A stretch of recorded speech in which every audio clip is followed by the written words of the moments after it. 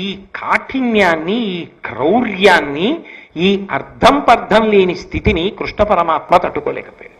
ఆయన వెంటనే రథం దిగన్నాడు, నువ్వు పాండవేయ రాగ గర్భములను చెనకవద్దని వ్యాసుడు చెప్తున్నా వినకుండా ఉత్తరాగర్భాన్ని చెనకాలనుకుంటున్నావు. నువ్వు మొనగాడివైతే నీ అస్త్రంతో చెనకు, నేను అడ్డుకుంటా. ఆమె గర్భము స్రావం అవదు, నేను ఆపుతా.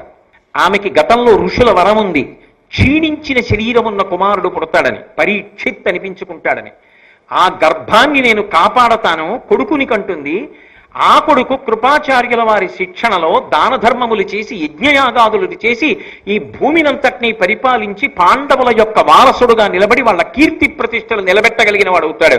లోకమంతా వింటుంది నువ్వు చేసిన తప్పిదాన్ని అశ్వత్థామ. కాబట్టి నేను ఆ గర్భాన్ని కాపాడతాను. ఏది నేను ఉపసంహారం చేయనంటున్నావుగా, చెనకు చూస్తాను నీ అస్త్రంతో. నీ అస్త్రము గొప్పో, నా శక్తి గొప్పో చూడన్నాడు.